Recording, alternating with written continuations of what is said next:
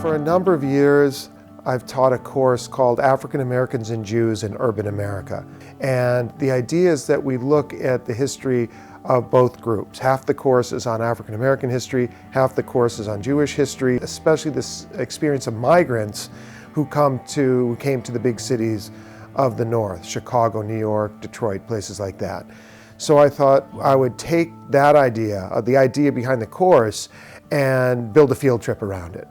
We'd go to New York City and explore important historical sites and cultural sites of African Americans and Jews in New York. One thing I totally did not realize, but I've learned, but I don't think I internalized, was how abject the conditions that the Jews were living in these tenement homes, how closely they were cramped together, how horrible these conditions were inside the apartments themselves, not having heat during the winter, not having air conditioning during the summer, how many people were living in one home.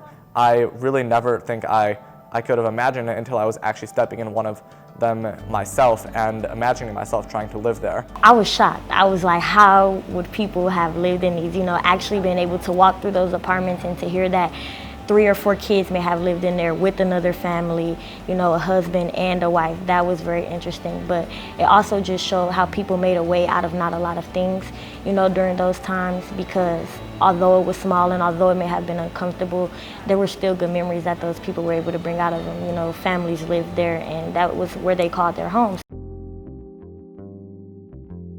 I've seen murals a lot. I grew up in Minneapolis, and they've always been there, but I don't think they've ever captured a place so clearly as they did in Harlem. It was this mural ABC, which stood for Always Be Cautious, and next to that was this huge list of black people that have been killed because of nothing but pure racism.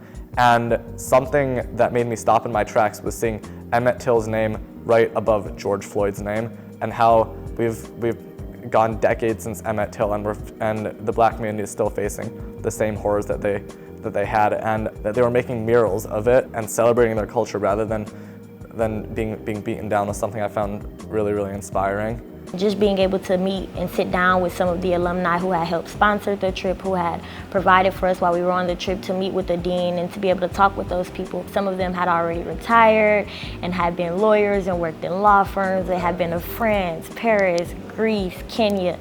So it was just amazing to see that the hard work that you do, it pays off, and then you're able to give back so that other students and other kids are able to have opportunities that, are once in a lifetime, because that's definitely what this was.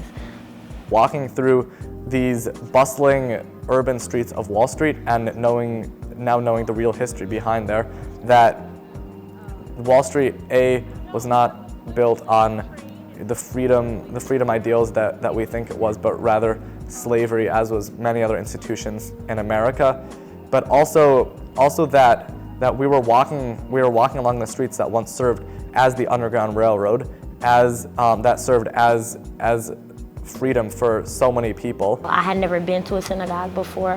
When we found out that people would be worshiping God so vigorously, and they'd be rocking back and forth, and there was a natural indent that was in the ground, and then to know that we were standing in the place that these same people had worshiped was really good for me, and I enjoyed that a lot. To see the places where people lived, to see buildings that were built in the 1870s or the 1880s, there's no substitute for that, really. You have to walk the streets to really get a feel of what life was like for immigrants and migrants of earlier periods. So I think the students absorbed that. I really, really felt that. There were always a lot of questions. There was always a lot of curiosity. And so I feel confident that we did accomplish the goals, which was to expose students from a variety of national backgrounds, religious backgrounds, ethnic backgrounds, to see New York through the lens of African Americans and Jews. I think we achieved it. I plan on going again. We'll do it again.